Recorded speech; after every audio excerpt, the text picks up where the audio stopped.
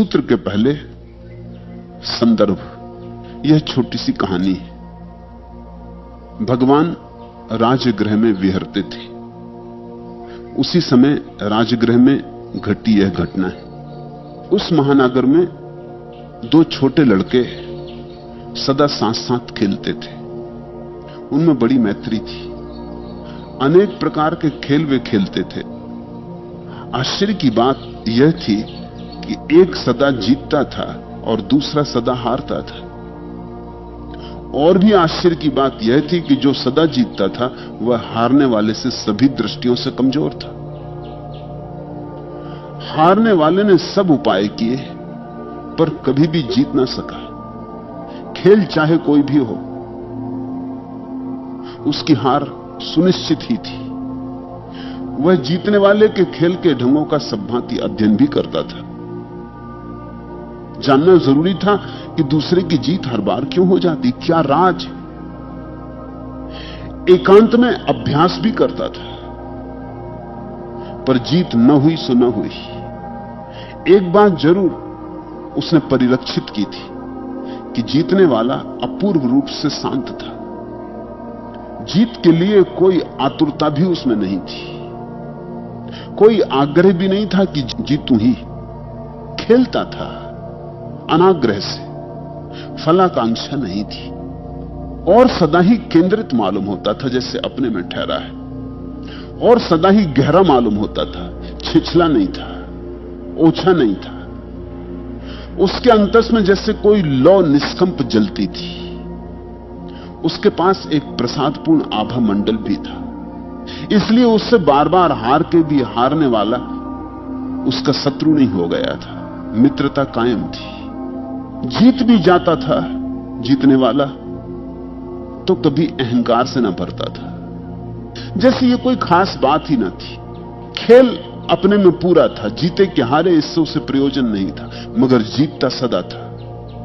हारने वाले ने यह भी देखा था कि प्रत्येक खेल शुरू करने के पूर्व वह आंखें बंद करके एक क्षण को बिल्कुल निस्तब्ध हो जाता था, जैसे सारा संसार रुक गया हो।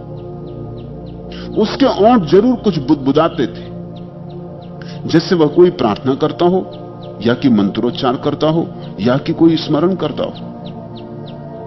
अंततः हारने वाले ने अपने मित्र से उसका राज पूछा।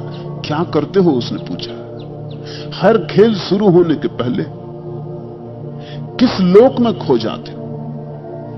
जीतने वाले ने कहा, भगवान का स्मरण करता हूं, नमो बुद्धस्य का पाठ करता हूं, इसलिए तो जीतता हूं। मैं नहीं जीतता, भगवान जीतते। उस दिन से हारने वाले ने भी नमो बुद्धस्य का पाठ शुरू कर दिया। यद्यपि यह कोरा अभ्यास ही था, फिर भी उसे इसमें धीरे धीरे रस आने लगा। तोता रटन ही था यह मंत्रोच्चार, पर फिर भी मन पर परिणाम होने लगे। गहरे ना सही तो ना सही, पर सतह पर स्पष्ट फल दिखाई पड़ने लगे। वो थोड़ा शांत होने लगा, थोड़ी उच्छृंखलता कम होने लगी, थोड़ा छिछलापन कम होने लगा, हार की पीड़ा कम होने लगी, जीत की आकांक्षा कम होने लगी। खेलने में पर्याप्त है ऐसा भाव धीरे धीरे उसे भी जगने लगा। भगवान के इस स्मरण में वह अनजाने ही धीरे धीरे डुबकी भी खाने लगा।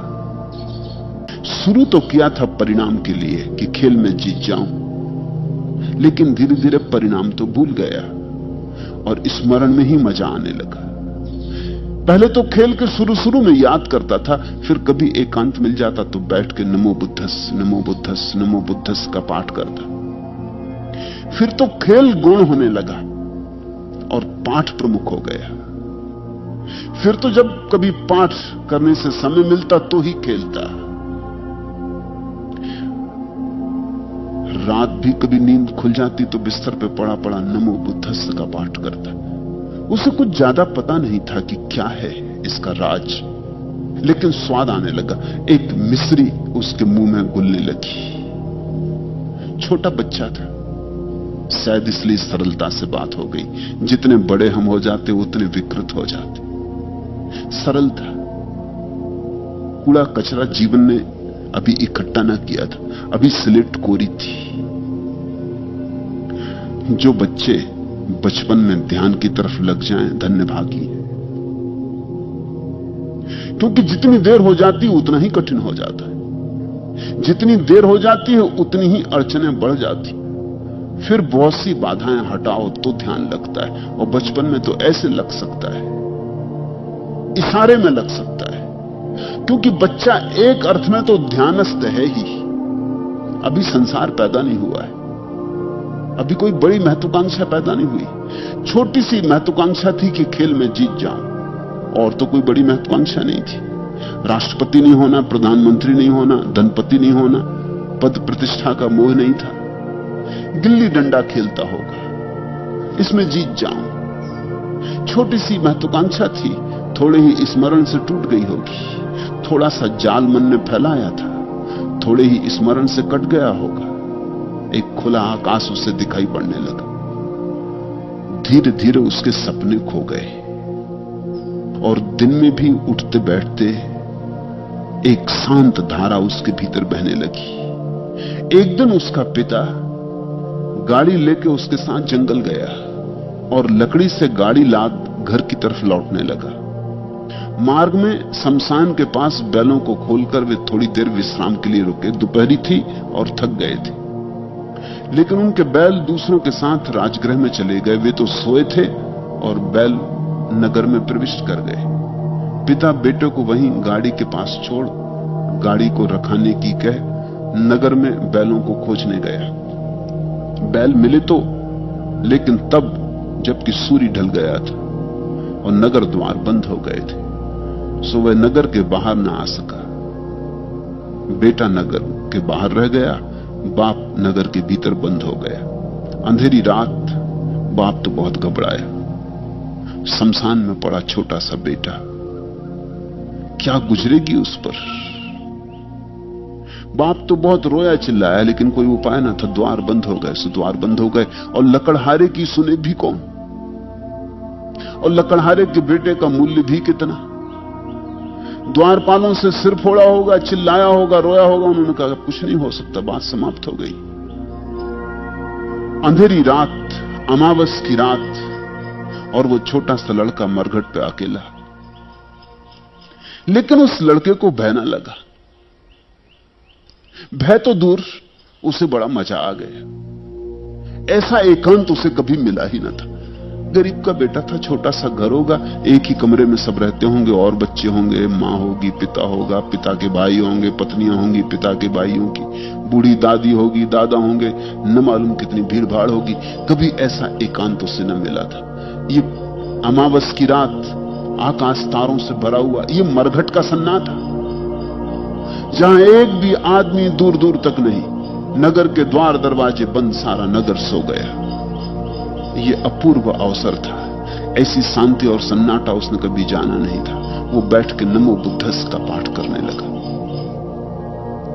नमो बुद्धस, नमो बुद्धस, नमो बुद्धस कहते कब आधी रात बीत गई उसे स्मरण नहीं। तार जुड़ गया,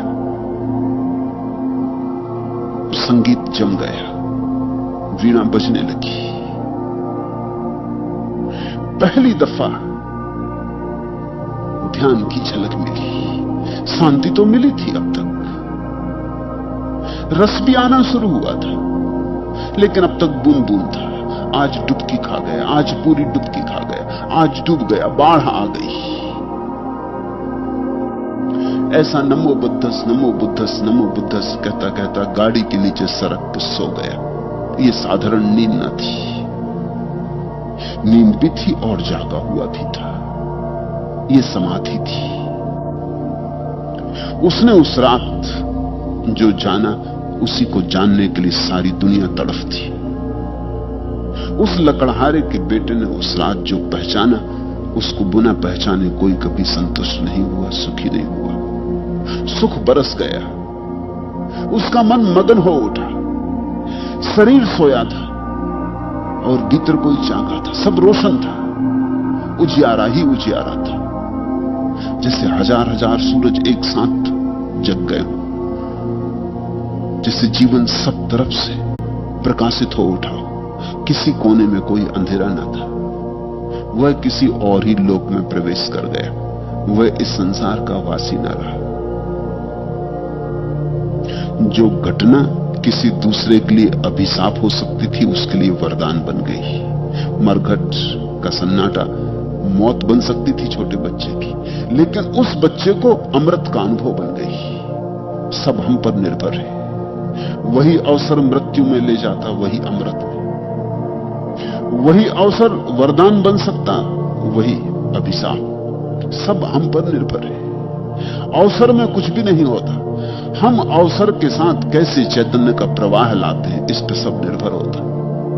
था मरघट, लेकिन मरघट की तो उसे याद ही ना आई। उसने तो एक क्षण भी सोचा नहीं कि मरघट है। उसने तो सोचा कि ऐसा अवसर, धन्य भाग मेरे। पिता आए नहीं, बैल लौटे नहीं, सन्नाटा अपूर्व है, द्वार दरवाजे बंद हो गए। आज इस घड़ी को भगवान के साथ पूरा जी लो। वो नमो बुद्धस कहते कहते कहते कहते बुद्ध के साथ एक रूप हो गया होगा। जिसका हम स्मरण करते हैं उसके साथ हम एक रूप हो जाते हैं। वह निद्रा अपूर्व थी। इस निद्रा के लिए योग में विशेष शब्द है, योग तंद्रा। आदमी सोया भी होता और नहीं भी सोया होता। इसलिए तो कृष्ण ने कहा है कि जब सब सो जाते तब भी योगी जागता। उसका यही अर्थ है, या निशा सर्वभूतायाम तस्याम जागृति संयमी। जब सब सो गए होते, जो सबके लिए अंधेरी रात है, निद्रा है, सुसुप्ति है, योगी के लिए वह भी जागरण है। उस रात वह छोटा सा बच्चा योगस्थ हो गया, योगारूढ़ हो गया। और अनजाने हुआ ये, अनायास हुआ ये, चाहकर भी नहीं हुआ था। ऐसी कुछ योजना भी न थी। अक्सर यही होता है कि जो योजना बना के चलते नहीं पहुंच पाते, क्योंकि योजना में वासना आ जाती। अक्सर अनायास होता है। यहां रोज ऐसा अनुभव मुझे होता है। जो लोग यहां ध्यान करने आते हैं, बड़ी योजना और आकांक्षा से, उन्हें नहीं होता। जो ऐसे ही आ गए होते हैं संयोग बसात, सोचते हैं कर लें, देख लें, शायद कुछ हो, उन्हें हो जाता है। और पहली दफा तो जब किसी को होता है तो आसानी से हो जाता, दूसरी दफे कठिन होता है, क्योंकि दूसरी दफे वासना आ जाती। पहली दफा तो अनुभव था नहीं, तो वासना कैसे करते हैं। ध्यान शब्द सुना भी था तो भी ध्यान का कुछ अर्थ तो पकड़ में आता नहीं था, क्या है कैसा है। जब पहली दफा ध्यान उतर आता है और किरण तुम्हें जगमगा जाती, ऐसा रस मिलता है कि फिर सारी वासना उसी तरफ दौड़ने लगती। वह वासना जो बड़े मकान चाहती थी, बड़ी कार चाहती थी, सुंदर स्त्री चाहती थी, शक्तिशाली पति चाहती थी, धन पद चाहती थी, सब तरफ से वासना इकट्ठी होकर ध्यान की तरफ दौड़ पड़ती। क्योंकि जो धन से नहीं मिला वो ध्यान से मिलता है, जो पद से नहीं मिला वो ध्यान से मिलता है, जो किसी संभोग से नहीं मिला वो ध्यान से मिलता है। तो सब तरफ से वासना के झरने इकट्ठे एक धारा में हो जाते और ध्यान की तरफ दौड़ने लगते। लेकिन ध्यान वासना से नहीं मिलता। ध्यान तो निर्वासना की स्थिति में घटता है। जब तुम चाहोगे तब तुम चूकोगे।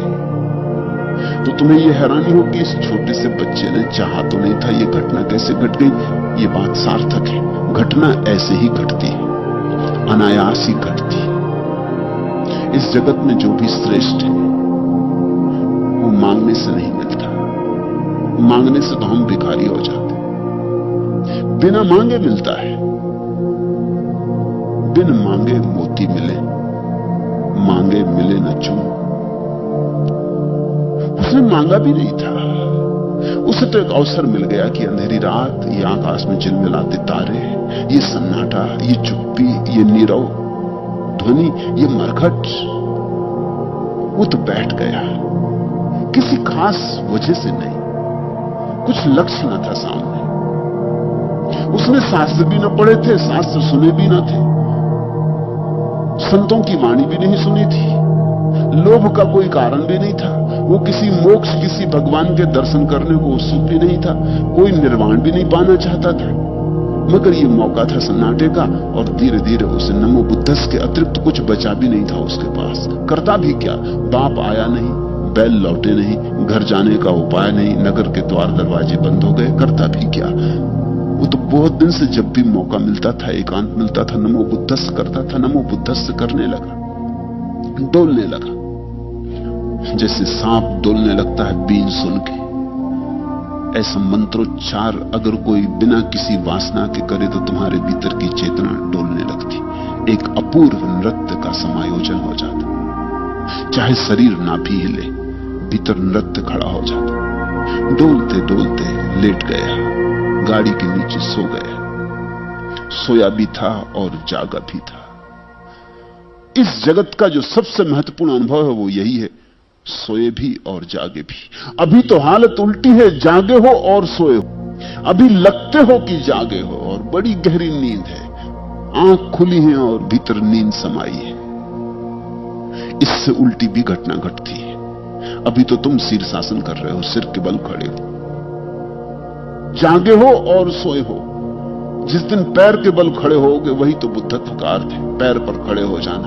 आदमी उल्टा खड़ा है, जो सीधा खड़ा हो गया वही बुद्ध है। वो सोता भी है तो जागता है। जो रात अभिशाप हो सकती थी वह वरदान हो गई, और जो मंत्र मात्र संयोग से मिला था वह उस रात्रि स्वाभाविक हो गया। संयोग की ही बात थी कि दूसरा लड़का जीतता था और ये लड़का भी जीतना चाहता था। कौन नहीं जीतना चाहता?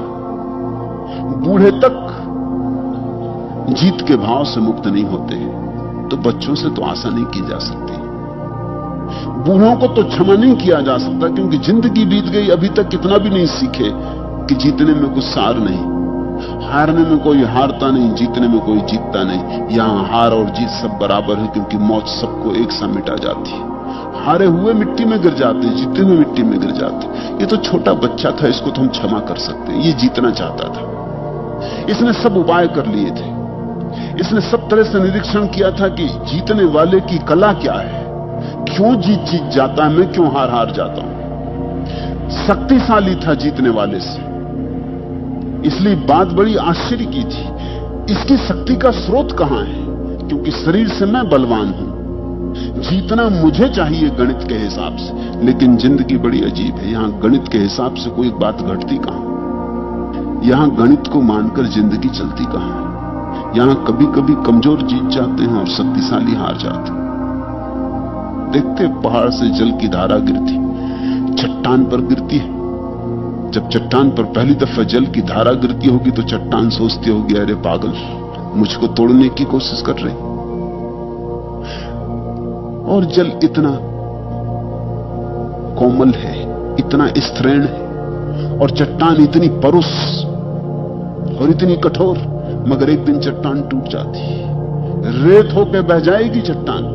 जो समुद्रों के तटों पर रेत है, जो नदियों के तटों पर रेत है, वो कभी पहाड़ों में बड़ी बड़ी चट्टानें थी, सब रेत चट्टान से बनी है।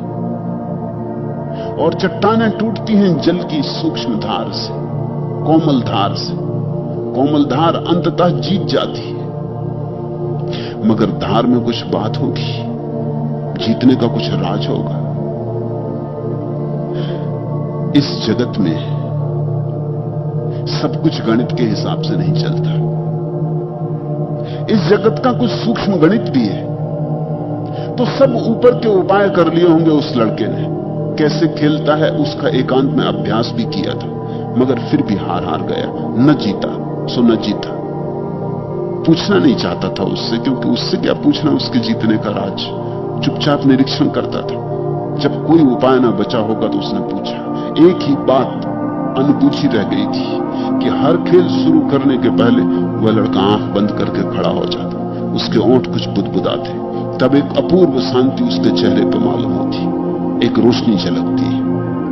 अब सिर्फ यही एक राज रह गया था, और सब तो कर लिया था, उससे कुछ काम नहीं हुआ था। अंततः उसने पूछा कि भाई मुझे बता दो, क्या करते हो, कैसा स्मरण, क्या मंत्र। संयोग की बात थी कि वो लड़का नमो बुद्धस्स का पाठ करता था, वही उसका बल था। सुना है ना तुमने वचन, निर्बल के बलराम। निर्बल भी बली हो जाता है अगर राम का साथ हो, और बलवान भी कमजोर हो जाता है अगर राम का साथ ना हो।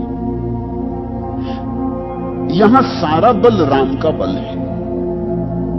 यहां जो अपने बल पर टिका है हारेगा, जिसने प्रभु के बल पर छोड़ा वो जीतेगा। जब तक तुम अपने बल पर टिके हो, रोओगे, परेशान होगे, टूटोगे, तब तक तुम चट्टान हो, तब तक तुम रेत होगे, दुख पाओगे, खंड खंड हो जाओगे। जिस दिन तुमने राम के बल का सहारा पकड़ लिया, जिस दिन तुमने कहा मैं नहीं हूं तू ही है, यही तो अर्थ होता है स्मरण का, प्रभु स्मरण का, नाम स्मरण का। उस लड़के ने कहा कि मैं थोड़ी जीतता हूं, भगवान जीतते हैं, मैं उनका स्मरण करता हूं, उन्हीं पे छोड़ देता हूं, मैं तो उपकरण हो जाता हूं। जैसा कृष्ण ने अर्जुन को गीता में कहा कि तू निमित्त मात्र हो जा, तू प्रभु को करने दे जो वो करना चाहते हैं, तू बीच में बाधा मत बन। जैसा कबीर ने कहा कि मैं तो बांस की पोंगरी हूं, गीत मेरे नहीं, गीत तो परमात्मा के, जब उसकी मर्जी होता गाता, मैं तो बांस की पोंगरी हूं, सिर्फ मार्ग हूं उसके आने का। गीतों पर मेरी छाप नहीं है, गीतों पर मेरा कब्जा नहीं, गीत उसके, मैं सिर्फ द्वार हूं उसका, उपकरण मात्र। ऐसा ही उस लड़के ने कहा कि मैं थोड़ी जीतता हूं, इसमें कुछ राज नहीं है, मैं प्रभु का स्मरण करता हूं। फिर खेल में लग जाता, फिर वह जाने। मगर इस बात में बड़ा बल है, क्योंकि जैसे ही तुम्हारा अहंकार विगलित हुआ, तुम बलशाली हुए, तुम विराट हुए। अहंकार विगलित होते ही तुम जल की धार हो गए, अहंकार के रहते रहते तुम चट्टान हो। और अहंकार के विगलित होने का एक ही उपाय है कि किसी भांति तुम अपना हाथ भगवान के हाथ में दे दो। किस बहाने देते हो इससे कुछ फर्क नहीं पड़ता, तुम्हारा हाथ भगवान के हाथ में हो, तुम निमित्त मात्र हो जाओ। ये संयोग की ही बात थी कि उस लड़के ने कहा मैं भगवान का स्मरण करता हूं, बुद्ध का स्मरण करता हूं, नमो बुद्धाय। जीतने के लिए आतुर इस युवक ने इसकी नकल पट्टी शुरू की।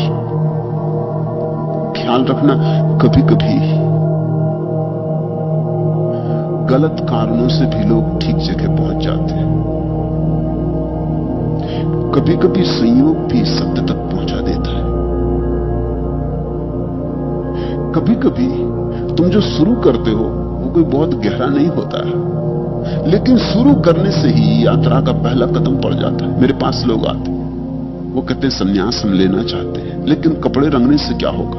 मैं कहता हूं तुम फिक्र छोड़ो, कपड़े तो रंगो, कुछ तो रंगो। वो कहते हैं, कबीर तो कहते हैं मन न रंगाए जोगी, रंगाए कपड़ा। मैं कहता हूं ठीक कहते हैं, मन भी रंग जाएगा, तुम कपड़े रंगाने की हिम्मत तो करो। जो कपड़े रंगाने तक से डर रहा है उसका मन कैसे रंगेगा? कबीर ठीक कहते हैं, मगर ख्याल रखना, कबीर ने जोगियों से कहा था, कबीर ने उनसे कहा था जिन्होंने कपड़े रंग लिए थे और मन अभी तक नहीं रंगा था। उन्होंने कहा था मन न रंगाए जोगी। जोगियों से कहा था कि तुमने मन तो रंगाया नहीं, रंगा लिए कपड़ा, इससे क्या होगा? अब मन रंगाओ। तुमने अभी कपड़ा भी नहीं रंगाया, तुम अभी जोगी नहीं हो। कबीर का वचन तुम्हारे लिए नहीं है। जिन्होंने कपड़ा रंगा लिया उनसे मैं भी कहता हूं मन न रंगाए जोगी, रंगाए कपड़ा। मगर तुमसे ना कहूंगा, तुमसे तो कहूंगा पहले जोगी तो बनो, कम से कम कपड़ा तो रंगाओ। एक बार कपड़ा रंग जाए इतनी हिम्मत तो करो। और तुम कहते हो कि बाहर के कपड़े से क्या होगा? बाहर और भीतर में जोड़ है, संयोग और सत्य भी जुड़े हैं। जो बाहर है एकदम बाहर थोड़ी है, वो भी भीतर का ही फैलाव। तुम भोजन तो करते ना, तो बाहर से ही भोजन लेते हो, वो भीतर पहुंच जाता। तुम ये तो नहीं कहते बाहर का भोजन क्या करना, बाहर का जल क्या पीना, भीतर प्यास है, बाहर के जल से क्या होगा, ऐसा तो नहीं कहते। या कहते हो भीतर की प्यास बाहर के जल से बुझ जाती है और भीतर की भूख बाहर की भोजन से बुझ जाती है। और भीतर के प्रेम के लिए बाहर प्रेमी खोजते हो। और कभी नहीं कहते कि प्रेम की प्यास तो भीतर, बाहर के प्रेमी से क्या होगा। बाहर और भीतर में बहुत फर्क नहीं है। वृक्ष पर जो फल अभी लटका है बहुत दूर और बाहर है, जब तुम उसे चबा लोगे और पचा लोगे भीतर हो जाएगा, तुम्हारा खून बन जाएगा, मांस मज्जा बन जाएगा। आज तुम्हारे भीतर जो मांस मज्जा है, कल तुम मर जाओगे, तुम्हारी कब्र बन जाएगी, तुम्हारी मांस मज्जा मिट्टी में मिल जाएगी और मिट्टी से फिर वृक्ष उगेगा और वृक्ष में फिर फल लगेंगे, तुम्हारा मांस मज्जा फिर फल बन जाएगा। बाहर और भीतर अलग अलग नहीं है, संयुक्त हैं, जुड़े। इसलिए ऐसे मन को धोखा देने के उपाय मत किया करें कि बाहर से क्या होगा, और ये सिर्फ उपाय है। अब भीतर का तो किसी को पता नहीं, तुम रंगोगे कि नहीं रंगोगे। बाहर का पता चल सकता है। बाहर से घबराते हो कि लोग गैरिक वस्त्रों में देख के कहेंगे अरे पागल हो गए। लोगों का इतना डर है, लोगों के मंतव्य की इतनी चिंता है। सीधी बात नहीं कहते कि मैं लोगों से डरता हूं, कायर बहाना खोजते हो कबीर का कि कबीर ने ऐसा कहा कि बाहर के कपड़े रंगाने से क्या होगा। मैं भी कहता हूं क्या होगा, लेकिन ये कहा उनसे जिन्होंने रंगा लिए थे, उनसे मैं भी कहता हूं। बाहर की घटना थी, बिल्कुल संयोग वसात शुरू हुई थी। कोई लड़के के भीतर ध्यान की तलाश न थी, न भगवान की कोई खोज थी। खेल खेल में सीख लिया था, खेल खेल में दांव लग गया। नमो बुद्धाय रटने लगा। रटन थी, तोता रटन थी, किसी बड़े मूल्य की बात नहीं थी। लेकिन रटते रटते एक बात लगी कि रटते रटते ही सतह पर कुछ शांति आ जाती। वो जो उद्विग्नता थी वो कम होने लगी, विचार थोड़े छीण हुए, वो जो जीत की आकांक्षा थी वो भी छीण होने लगी। अब खेलता था लेकिन खेल में दूसरे ढंग का मजा आने लगा। अब खेलने के लिए खेलने लगा, पहले जीतने के लिए खेलता था। जो जीतने के लिए खेलता उसकी हार निश्चित है, क्योंकि वो तना हुआ होता, वो परेशान होता, उसका मन खेल में तो होता ही नहीं, उसकी आंख गड़ी होती आगे भविष्य में, फल में। जल्दी से जीत जाओ। जो खेलने में ही डूबा होता उसको फल की कोई फिक्र ही नहीं होती, वो खेलने में पूरा संलग्न होता। उसके पूरे संलग्न होने से जीत आती, और जीत की आकांक्षा। जल्दी से जीत जाओ। जो खेलने में ही डूबा होता उसको फल की कोई फिक्र ही नहीं होती, वो खेलने में पूरा संलग्न होता। उसके पूरे संलग्न होने से जीत आती, और जीत की आकांक्षा से पूरे संलग्न नहीं हो पाते तो हार हो जाती। तुम देखते ना, आमतौर से सब लोग कितनी अच्छी तरह बातचीत करते हैं, गपशप करते हैं, फिर किसी को मंच पर खड़ा कर दो और बस उनकी बोलती बंद हो गई, हाथ पैर कपने लगे। क्या हो जाता है मंच पर पहुंचकर? कौन सी अड़चन हो जाती? भले चंगे थे, सदा बोलते थे, असल में इनको चुप ही करना मुश्किल था। बोल बोल के लोगों को उबा देते थे। आज अचानक बोलती बंद क्यों हो गई?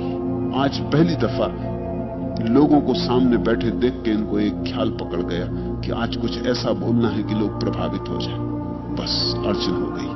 आज बोलने में पूरी प्रक्रिया न रही, लक्ष्य में ध्यान हो गया, लोग प्रभावित हो जाएं। ये इतनी आंखें जो देख रही, ये सब मान लें कि हां कोई है बोलने वाला, कोई है वक्ता। बस इसी से अड़चन हो गई। मंच पर खड़े होकर अभिनेता कपने लगता, हाथ पैर डोलने लगते, पसीना पसीना होने लगता। क्यों? पहली दफा कृत्य में नहीं रहा, कृत्य के पार आकांक्षा दौड़ने लगी। बड़ा अभिनेता वही है जिसकी इसकी चिंता ही नहीं होती कि लोगों पर क्या परिणाम होंगे, और बड़ा वक्ता वही है जिसे ख्याल भी नहीं आता कि लोग इसके संबंध में क्या सोचेंगे। बड़ा खिलाड़ी वही है जो खेल में पूरा डूब जाता है, समग्र भावेन। उसी से जीत आती। धीरे धीरे इसको भी फिक्र छूटने लगी। यह लड़का भी रस लेने लगा खेलने में, एक और ही मजा आने लगा, एक और तरह की तृप्ति मिलने लगी। अंतर्निहित हो गई तृप्ति खेल के भीतर, क्रीड़ा में ही रस हो गया। खेल काम ना रहा, खेल पहली दफा खेल हुआ। इसलिए इस देश में हम कहते हैं भगवान सृष्टि बनाई, ऐसा नहीं कहते, सृष्टि का खेल खेला, लीला की। क्या फर्क है खेल और सृष्टि में? पश्चिम में क्रिश्चियनिटी है, ईसाईयत है, जुदाइज्म, इस्लाम है। वे सब कहते हैं भगवान ने दुनिया बनाई, कृत्य की तरह 6 दिन में बनाई, फिर थक गया। खेल से कोई कभी नहीं थकता, ख्याल रखना। इसलिए हिंदुओं के पास छुट्टी का कोई उपाय नहीं भगवान के लिए। 6 दिन में थक गया, 7वें दिन विश्राम किया। इसलिए तो रविवार को छुट्टी मनाते ईसाई। भगवान ने तक छुट्टी ली तो आदमी का क्या। भगवान थक गया 6 दिन बना बना के, उस दिन विश्राम किया। उसने देर से उठा होगा, सुबह अखबार भी देर से पढ़ा होगा, चाय भी बिस्तर पे बुलाई होगी, पत्नी को डांटा डपटा भी होगा, बिस्तर पे लेटे लेटे रेडियो सुना होगा, ये टीवी देखा होगा, जो कुछ भी किया। दोपहर तक सोया रहा होगा, थक गया। कृत्य, काम थका देता है। इस देश में हमारी धारणा है ये जगत भगवान की लीला है, थक ही नहीं। अभी तक छुट्टी नहीं ली। छुट्टी की धारणा ही भारत के पुराणों में नहीं कि भगवान छुट्टी ले। छुट्टी का मतलब तू थक जाए। खेल से कभी कोई थकता है? सच तो यह है जब तुम काम से थक जाते हो तो खेल में थकान मिटाते हो। दिन भर दफ्तर से लौटे, फिर घर आके ताश खेलने लगे या बैडमिंटन खेलने लगे। 6 दिन थक गए, फिर 7वें दिन गोल्फ खेलने चले गए। थकान को मिटाते हो खेल से, तो खेल से तो कोई कभी थकता नहीं। खेल से तो पुनरुज्जीवित होता है। हमारी धारणा यही है कि जीवन कृत्य नहीं होना चाहिए, जीवन खेल होना चाहिए। खेल का यही फर्क है। कृत्य का लक्ष्य होता है, खेल का लक्ष्य नहीं होता। खेल में कोई फलाकांक्षा नहीं होती, काम में फलाकांक्षा होती। तुम दफ्तर में बैठे काम करते हो, थक जाते हो। उतना ही काम तुम रविवार के दिन घर में बैठ के करते रहते हो, नहीं थकते। अपना काम तो खेल। खोल ली कार, सफाई करने लगे तो नहीं थकते, दिन भर लगे रहते। दफ्तर में फाइल यहां से वहां रखने में थक जाते। जहां काम आया वहां थकान है, क्योंकि काम आया, लक्ष्य आया। उस लड़के को पहली दफा खेल खेल हुआ, अब मजा और ही आने लगा। अब जीत की कोई चिंता न रही। संयोग से यह घटना घटी थी। नमो बुद्धस्स कहना ऐसे ही खेल खेल में शुरू किया था, लेकिन उस रात संयोग स्वाभाविक हो गया। उस रात मंत्र प्राणों में उतर गया। उस दिन मंत्र ऊपर ऊपर न रहा। उस दिन मंत्र को उच्चार न करना पड़ा। उस दिन भीतर से उच्चार उठने लगा। इसी को तो हमने प्रणव कहा है। जब मंत्र अपने आप उठने लगे, वो सन्नाटा, वो रात, जरा सोचो उस रात की। तुम होते, तुम्हारे भीतर भी कुछ होता, भय पकड़ता और भय उठने लगता तुम्हारी नाभि से, और सारे प्राण भय से कंपने लगते, कंपित हो जाते। रात ठंडी भी होती तो पसीना आता, भूत प्रेत दिखाई पड़ने लगते। मरघट, कोई साधारण जगह नहीं, अंधेरी रात, छोटा सा बच्चा। लेकिन ये संयोग, ये अवसर पाकर, जो मंत्र अब तक किसी तरह ऊपर ऊपर चलता रहा था, आज उसने पहले दफे डुबकी मार दी। इस मौके का अपूर्व लाभ हो गया। उसके हृदय से गुंजार उठने लगी होगी। अब ऐसा कहना ठीक नहीं कि उसने नमो बुद्धस्स का पाठ किया।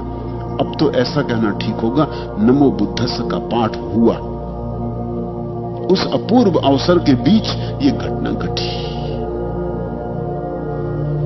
ध्यान स्वाभाविक हुआ। रात्रि वहां शमशान में कुछ भूत आए। शमशान, वे बड़े प्रसन्न हुए। वे उस लड़के को खा जाना चाहते थे। वे अनायास मिले इस शिकार से अत्यंत खुश हो गए और उसके आसपास नाचने लगे। और वह लड़का तो उस दशा में था, या निशा सर्वभूतायाम तस्याम जागृति सही। वो तो सोया था और जागा भी था। भूतों को नाचते देख के वो उठ के बैठ गए। भूत नाच रहे थे, वो भी अपने भीतर के नाच में मग्न हो गया। उसने फिर नमो बुद्धस्स कहना शुरू कर दिया। लड़के की जैसे ही आंखें खुली, भूतों को नाचते देखा, वो भी अपने अंदर के नृत्य में संलग्न हो गया। आज उसे भूत डरा ना पाए। जिस दिन ध्यान हो जाए उस दिन मृत्यु डरा नहीं पाती। भूत यानी मृत्यु के प्रतीक। जिस दिन ध्यान हो जाए उस दिन तो कुछ भी नहीं डरा पाता। ध्यानी के लिए भय होता ही नहीं। उसे तो खूब मजा आया। उसने तो सोचा होगा तो ये भी ध्यानस्थ हो गए या बात क्या है, ये भी नमो बुद्धस्थ का पाठ करते हैं या बात क्या है। उसे वो भूत जैसे दिखाई ही ना पड़े होंगे। और जब उसने नमो बुद्धस्थ का उच्चार शुरू कर दिया तो भूत घबरा गए। जब अमृत मौजूद हो तो मौत घबरा जाती है। जब ध्यान मौजूद हो तो यमदूत घबरा जाते। वे तो बहुत घबरा गए। उन्होंने गौर से देखा, ये कोई साधारण बच्चा नहीं था। इसके चारों तरफ प्रकाश मंडित था, एक आभा मंडल था। वे तो उसकी सेवा में लग गए। वे तो भागे गए राजमहल, सम्राट की सोने की थाली और सम्राट का भोजन लेके आए। उस छोटे से बच्चे को भोजन कराया, उसकी खूब पूजा की, फिर उसके पैर दाबे, रात भर उसकी रक्षा की, पहरा दिया। ये तो प्रतीक है। जिसको ध्यान लग गया मौत भी उसका पहरा देती। जिसको ध्यान लग गया मौत भी उसकी सेवा करती। इस बात को ख्याल में रखना, प्रतीकों पर मत चले जाना। ऐसे कुछ भूत हुए ऐसा नहीं है, ऐसा अर्थ मत ले लेना। ये तो सिर्फ सांकेतिक कथाएं हैं। ये इतना ही कहती हैं कि ऐसा घटता है। जब अमृत भीतर उपलब्ध होता है तो मौत सेवा में रत हो जाती है। मौत तभी तक घातक है जब तक तुम मरण धर्मा से जुड़े हो। जब तक तुम सोचते हो मैं देह हूं, तब तक मौत घातक है। जिस दिन तुमने जाना कि मैं देह नहीं हूं, मैं मन नहीं हूं, उस दिन मौत घातक नहीं है। रात्रि भर पहरा देते रहे और सुबह जब सूरज उगने लगा तो जल्दी से सोने की थाली को गाड़ी की लकड़ियों में छिपा के भाग गए।